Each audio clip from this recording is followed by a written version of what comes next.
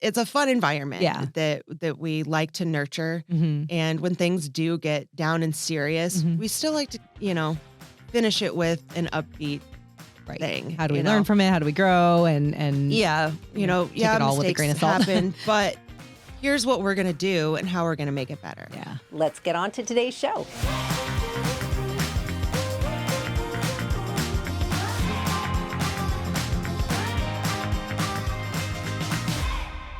Welcome to the Leadership Lowdown. I am so happy because I am sitting here with one of my newer friends, one of my new besties, Lindsay Rushing, president of Peerless Plumbing. Welcome, welcome. Thank you, Jodi. I am so excited to have you here because we've had the opportunity to now work together a bit, but met sort of pseudo-met a few years back at the Torch Awards for Ethics, where you were a finalist. Woot, yes. woot. It was very exciting. Yes, it was. Yeah, so glad to have you here. Thank you. Yeah. So I know you have a lot of history over the past several years now taking over this amazing company, but tell us a little bit of the backstory of how you got to where you are and how you got into Peerless Plumbing. What's the fun story? Because there's a little family attribute here. Yeah, so I married into it. Nice. My husband's parents owned the company since the late 90s. They had purchased it from another gentleman. Okay. And at the time, in the early 2000s, it was just known as a one-day repipe. We did water lines. That's what we focused on. And in 2007, 2008, when the market just really crashed, nobody could afford to do repipes, but drains were always an issue. So Christian's dad, Randy, was looking for a way to better that without digging things up. He wanted to not have to dig up a home. Oh, okay. So that's when he partnered with New Flow Technologies, which is a worldwide corporation.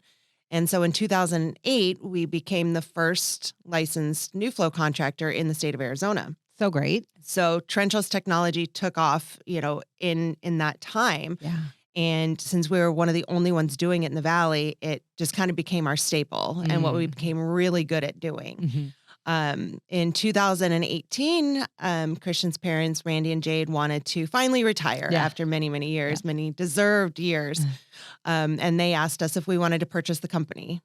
And sure. Why not? At the time, it was my husband and two guys doing all the work, all the regular plumbing work, all the drain work.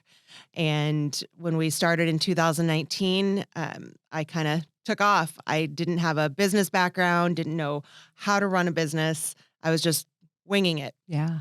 And here we are 6 years, almost 7 years later with 32 employees. Love it. 13 trucks on the road. And, I have 6 crews installing new drain liners day in and day out. That is so fantastic. Been a wild ride. I mean, that's a lot in a little bit of time. And especially, it wasn't like your background growing up. Right. And you studied psychology in school, is that right? Yeah. Well, that's good. So you can get in the minds of everybody, right? You know how to work with people's thinking.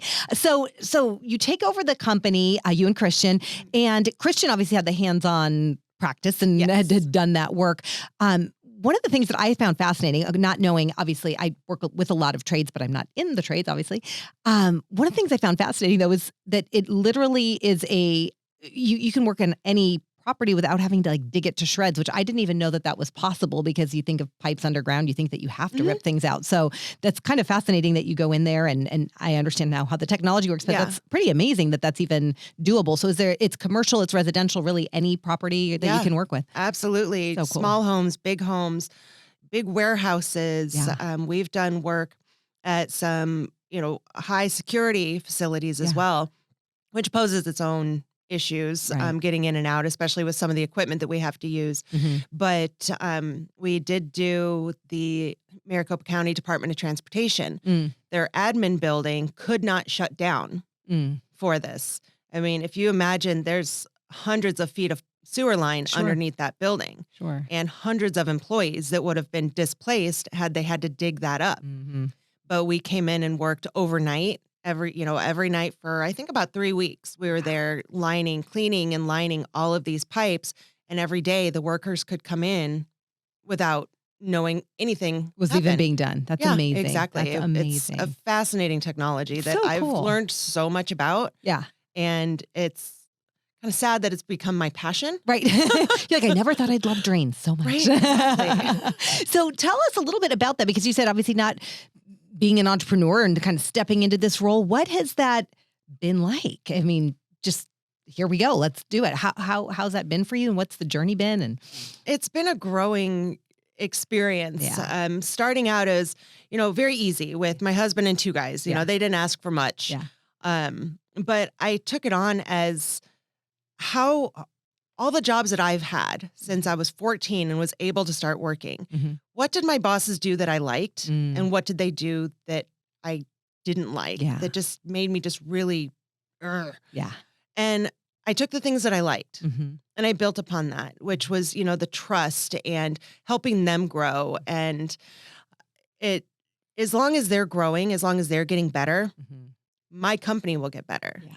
which means I will get better. Mm-hmm. And it's a constant push now that I have so many employees to keep that momentum going Yeah. in, having them realize our goals and what we're moving towards and what we're building and what we're actually doing. Yeah. It's not just lining pipes. Mm-hmm. It's saving a homeowner's sanity. Mm-hmm. It's saving, those 100-year-old wood floors that they bought the home for. Mm-hmm. So we're able to do all of that. And once, my employees get to know that it's a bigger purpose, Mm-hmm.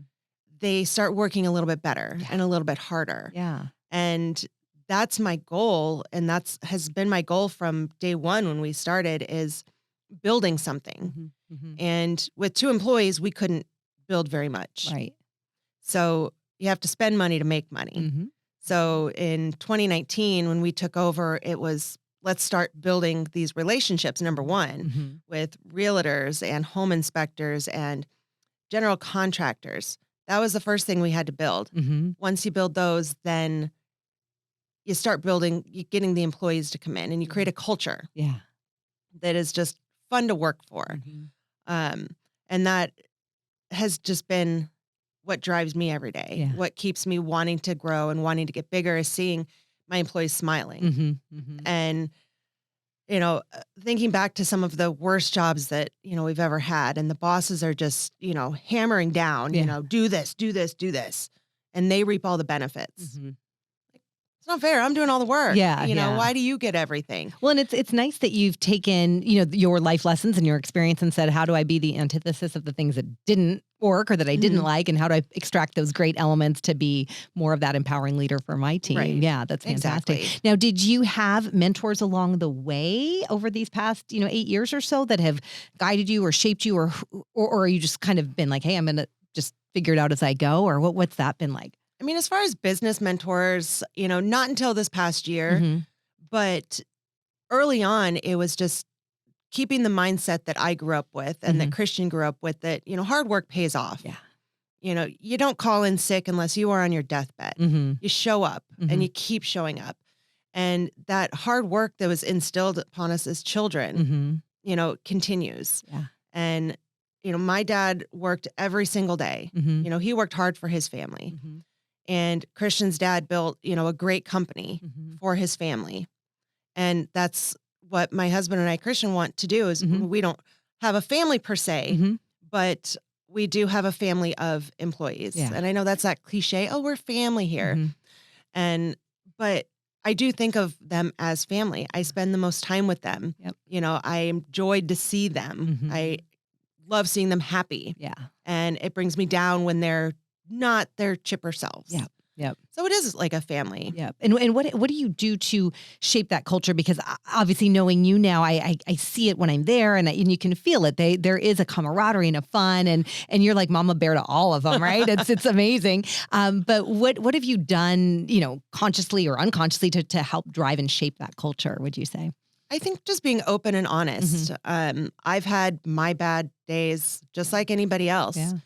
And being honest with, my crew, with, my leadership team, hey, this is really just not good. Mm-hmm. We need to fix this. And taking some of the responsibility off of them Mm-hmm. as far as, problems. Yeah.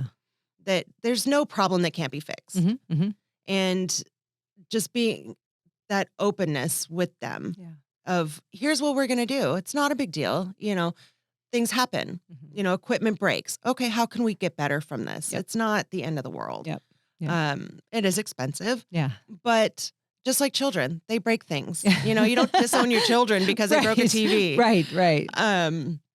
You move on, you learn from it, Mhm. and you teach them better. Yeah. And that's, you know, I think they see that in me, that I just want them to be better. Mm. And when someone has your back and someone is, you know, rooting for you, you just feel better about yourself and you want to do more. Yeah.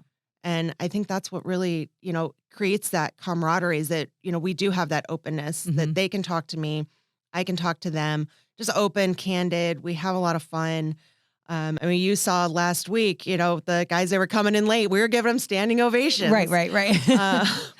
You know, it's a fun environment that we like to nurture. And when things do get down and serious, we still like to, you know, finish it with an upbeat thing. How do we learn from it? How do we grow? And yeah, you know, take it all with a grain of salt. happen, but here's what we're going to do and how we're going to make it better. Yeah. Our monthly meetings that we have, you know, we do have to go over, you know, the good, the bad, and the ugly. But we always end with, you know, they get gift cards for 5-star reviews. So we end it on a positive note, so that when they leave the building, they're, you know, thinking about, how can I get that? How can I get that money? Yeah. You know, I'm going to go out and do a good job. I'm going to get that review because I want that money that so many people got. Yeah. And it creates a little camaraderie and a little competition and makes it fun. Yeah, absolutely. And I think are just in general competitive. Yeah. So. Got that going on too. Yes, exactly. And with the rapid growth, because I mean, 3 to 32 is a lot of growth in a handful of years.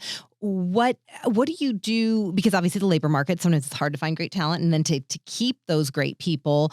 Is there anything that you found as like kind of the secret to the success to retaining those great employees? Because I know many of them have been with you quite a while. Yeah, I think just focusing on what they do and rewarding them for that. You know, Christian also, you know, was overlooked many times, you know, even working for his parents. I hate to say that, but the rewards weren't there, the incentives to keep going, to get better. Yeah. And we promote within. We don't hire someone from outside to a new position. And we have a good growth that, you know, if they're a technician now, in 6 months, they could be a lead tech. Lead techs get paid more. They get more bonuses. They just get a better overall. But it's career pathing, so they don't feel like, hey, I'm stuck at this forever. They can see what that next unless milestone they want is. to stay there. Yeah. You always need workers, Yep. and some people are perfectly comfortable at that level. They don't want the responsibility of moving up. Absolutely, and that's fine. Yep.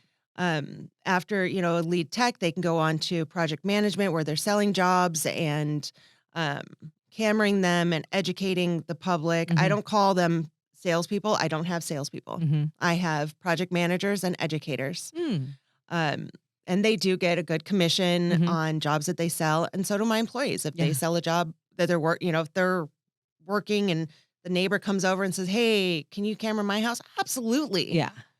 And we get that job, they get a commission on that as well. Got it. So it's incentives. That, you know, really obviously money talks, but money can only talk so much. Absolutely. If you're miserable, you could be paid, you know, $1 million a year. But if you're miserable, it's not worth it. Well, and I think that's a big differentiator, because I think a lot of times, and I see it a lot in the trades, where it's like, well, they want more money, we'll throw more money. And it's like, no, they want that culture. They want that camaraderie. They want to be a part of something, you know, bigger than themselves. So I love that you're, you know, actively creating that. Yeah. And we always have, you know, employee get-togethers, and, you know, my husband and I have a pontoon boat that we frequently will take employees out to go fishing or just go swimming on the lake, and just to have fun. Yeah. It gets you out of the work environment, and you get to know the people that are working for you, and they get to know the people they're working for. Yeah. They don't just see you as someone sitting in an office or, oh, this is my boss. Yeah. You know, they sign my paychecks.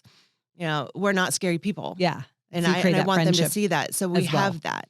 And we can help them as people more than if they were just an employee. Yeah. They're not a number in my book. They are a person. They have parents, they have children, they have significant others. And that's important to me.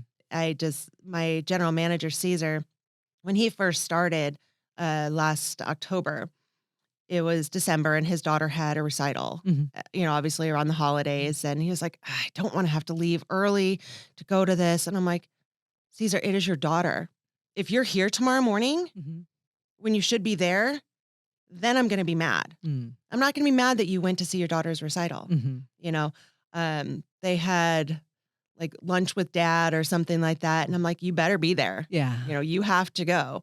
It's important to me that they still have their families. Mm-hmm. And I love getting to know their wives, their significant others, their children. Mm-hmm. I invite them in. I love being able to, spoil their kids. Yeah. And every year at Christmas, the families get a zoo membership. Oh, so fun. So that's so fun. it's, those little rewards that is not just for the employee. Mm-hmm. It's for their family. Awesome. Because I know, having married a blue collar husband, Mm-hmm. he's not home a lot. Yeah. The first years of our marriage, he, was home 8, 9 o'clock at night. They were, 12, 15, 18-hour days. Mm-hmm. And he didn't have that family, culture Mm-hmm. with his work. And I hated that. Yeah. I hated just not being a part of his life, Mm-hmm. his work life. Mm-hmm. So I really enjoy getting to know the spouses and meeting them and showing them that, what, yeah, this life can be rough, marrying into a blue collar family. But there are rewards. Yeah. It's great. It's great that you've created that. And I want to give to their families, go spend time, Mm-hmm. Saturday, you got free zoo passes for an entire year. Go as many times as you want. Go Saturday, Sunday. Yep. And I think that's the culture that, I really, really wanted to build, Mm-hmm. Mm-hmm. is that family first. Love that. Environment. Well, and you've actively nurtured that. So that's amazing. And you mentioned obviously working with, Christian and growing a business together. That's its own dynamic. Yeah. So talk to us a little bit about that, because I know there's a lot of listeners and viewers that are family-owned businesses or legacy businesses, or they work with a spouse. So how has that been for you? Because, there's a separation, and sometimes it all blends together, your personal and your work life. So how's that been? It is really hard to separate the two when we're both so involved day to day. Mm-hmm. From the moment we wake up, I have employees texting me, to, the moment we're sitting down to eat dinner, it's work. And it does blend together because it's who we are. Yeah. But it's important to us that we also are able to unplug. Yeah. That, no work today. After, a certain time, no work. I don't want to talk about it. Mm-hmm. I don't want to think about it. I want to go out and have fun with my spouse. Yeah. Good for and we have so much fun together. And, marrying him was probably the best thing. Well, it is the best thing that I did. But, he makes me laugh and he keeps me grounded. I'm a very high-strung, anxious, emotional person. And a lot of our employees have actually said, we're yin and yang, because my husband's just very quiet and mellow. He's very strategy, black and white. I'm very gray all over. Yeah. That's good though. Yeah. That balance. So he keeps me grounded, and I get him out of his comfort zone. Awesome. And growing was out of his comfort zone. He wasn't, sure, okay, is this going to work? I'm like, if it doesn't, it doesn't. Yeah.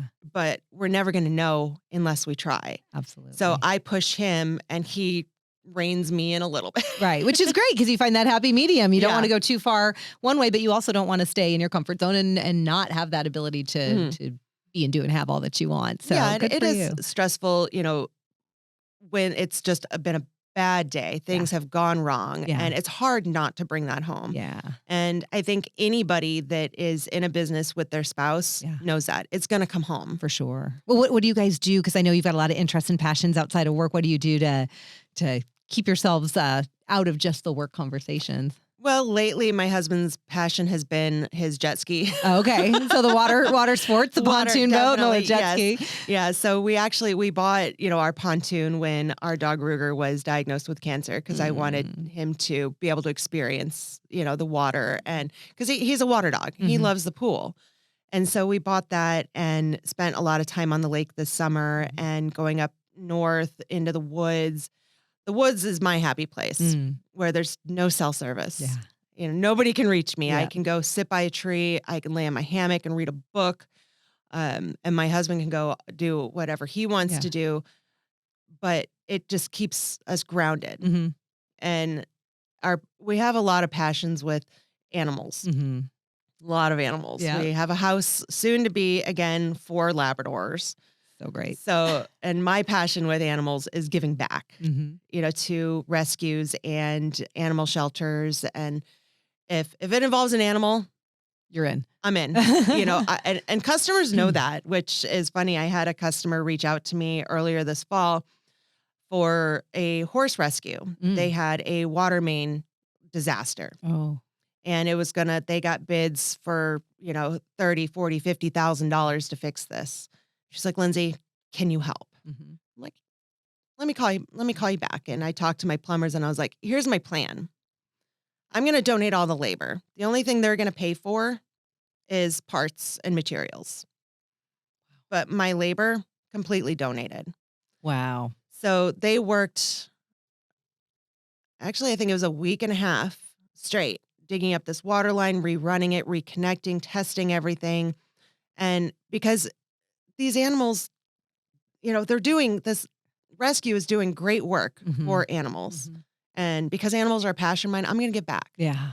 Yeah. So sure, I'll write the check. Yeah. I visited over there. I got to pet some horses.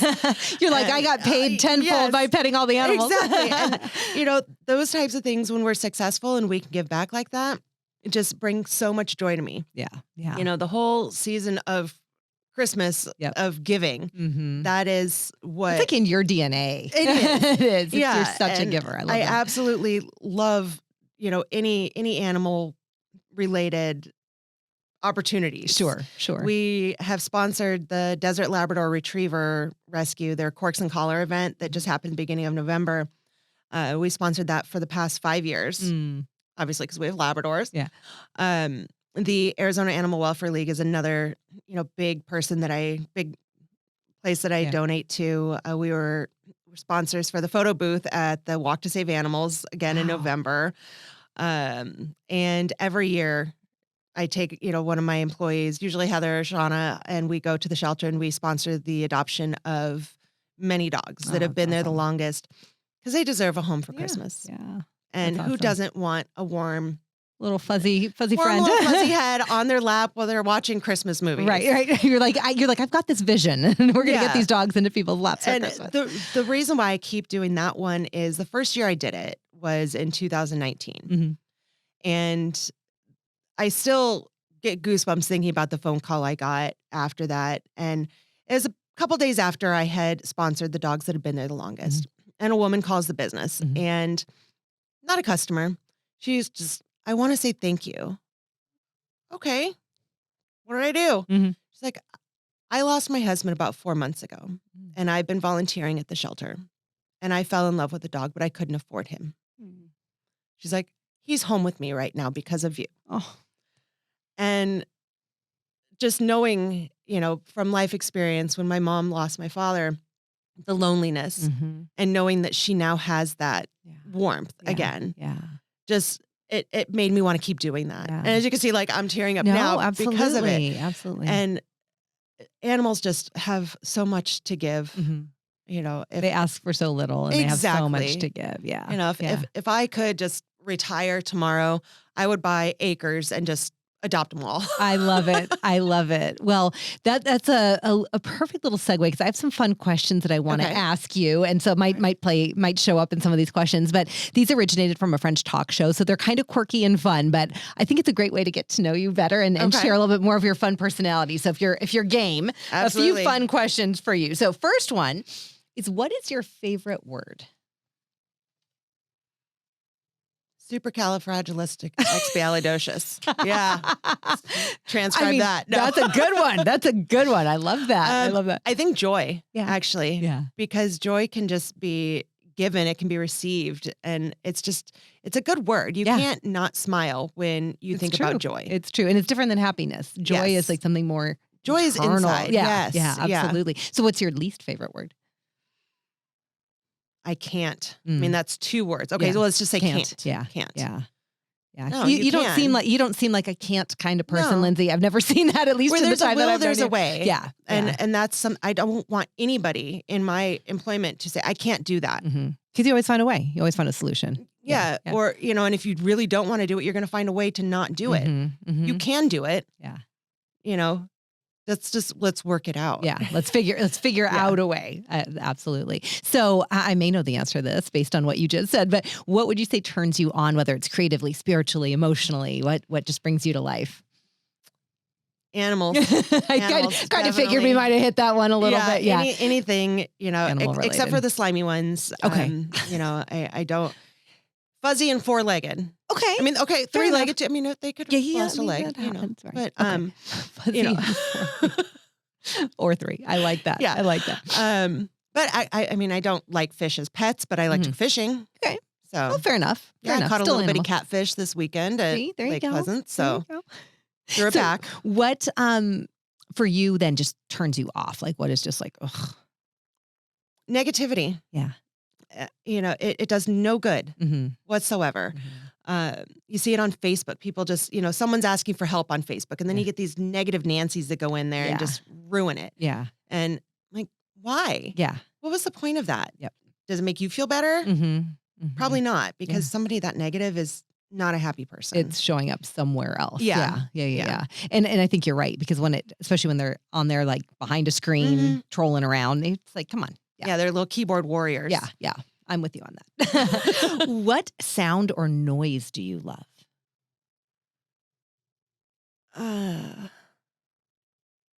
Trees blowing. Like just the leaves. Yeah. It's just very calm. Yeah. Well, I would think in the work that you do too, being just the pace that you keep, just having that time to unplug, like you said, the woods is your happy place, just hearing that rustle and there's nothing else. No one needs you, nothing, no phones are dinging and computers and all of that. So, yeah. Until you start hearing sticks break in the woods. Yeah. And then you're like, you're like, wait, something's coming. What sound or noise do you just detest? My text message notification. Yeah. Sometimes it is just nonstop. Yeah. Well, you are the go-to person. Yeah. Yeah. I am. Your phone blows up a little bit. Because I'm willing to help everybody. Yeah. They know that. They know that. Yeah. I'm not going to ignore them for long. Yep. Exactly. When you think of a profession other than your own that you would love to attempt, no matter what skill set you have or don't have, just blue skies, whatever you could pick, what would be your like dream profession other than your own? It may seem odd, but I've always wanted to be an attorney. Really? That is not where I thought you might answer. I know. Okay. But I wanted to do something good, like advocate for people that can't advocate for themselves, children, especially in domestic situations. Children don't have a voice. Yeah. Animals don't have a voice, obviously. People that just can't fight for themselves. I wanted to be that person that would fight for them. Love that. Because I got a lot of fight in me. Yeah. You're scrappy. I like that about you. Yeah. I've always liked that about you. I have that hard exterior, but inside I heart. would Huge melt. Heart. Yeah. And I've thought about it. I just don't have the time. Yeah. So you never know. But I also love to argue sometimes. I ask if my mom sees this, which I'm sure she will. She will attest to that. Yeah. That I could argue the pants off of anybody. Yeah. I could argue that the sky's purple. And if you couple that with something that you have like a deep intrinsic belief or value for, like children or animals or whatever, I'm sure that fight becomes so much deeper and richer because it's got so much more meaning. It's not arguing for the sake of arguing or fighting for the sake of fighting, but it's more of a justice and wanting to protect. It would never be an ambulance chaser or, oh, if you're in an accident, call me. I'm going to go ahead and help you screw over that other guy. Right. No, right. I'm not. Not that. That energy. is not, would never be my intention. My intention would be to help. Yeah. Love that. Is there a profession that you think just sounds absolutely awful that you would never, ever want to do? I value them, so much, but nursing. I actually, when I first started going to college, I was like, I'm going to be a nurse. And I went through, almost the whole course of nursing classes. And at the very end, I'm like, I don't want to do this. Yeah. I don't have the patience for this. I don't have the personality for this, but my God, I love nurses. Yeah. We do have, I'm going to, put it in there, but we do offer first responder healthcare, discounts. So I respect everything that they do, Sure. and I could not do it. Yeah. So kudos to all of you nurses. Yeah. I couldn't do it. It's just not something that I would ever want to do. Yeah. I'm with you. I'm mad respect. I just Yeah. could never. I could never. It's just work that I couldn't do. And the heart piece of it, I'd want to help, but I just, I'm with you. Yeah. There's helping others. And then there's the ability to really be that person. Oof, that takes a really strong character to be able to. Yeah. Cause they take a lot. They take a ton. Yeah. A lot of abuse and a lot of that compassion. Yeah. And You get to channel it in your own ways. Yes, exactly. Well, to wrap us up, if heaven exists, what would you like to hear God say when you arrive at the pearly gates many, many, many years from now? I'm proud of you. You did good. Yeah. You know, having my, dad already passed away, that's what I want to hear the most is from him. Yeah. Is that, I'm proud of you. Yeah. I don't think that there's any question that many, many decades from now that you will hear that, my friend, because you joke about it a little bit, the hard exterior and the big heart. I think you embody that more than many people I know, because you are in a very, it's blue collar work. It's a very male dominated industry. And here you are running this amazing company, stepping into this role without not necessarily the formal training or education, but that grit and that tenacity and that hard work and that passion and your love for your people and pouring into them just shines in everything you do. So I thank you so much for being here, for sharing your story. One closing word of wisdom or anything you'd like to leave that you've either learned along the way or that a mentor taught you, or any closing word of wisdom on this Leadership Lowdown? Let's see. In the words of Finding Nemo, just keep going. I love it. Just keep swimming. I love it. To credit Finding Nemo.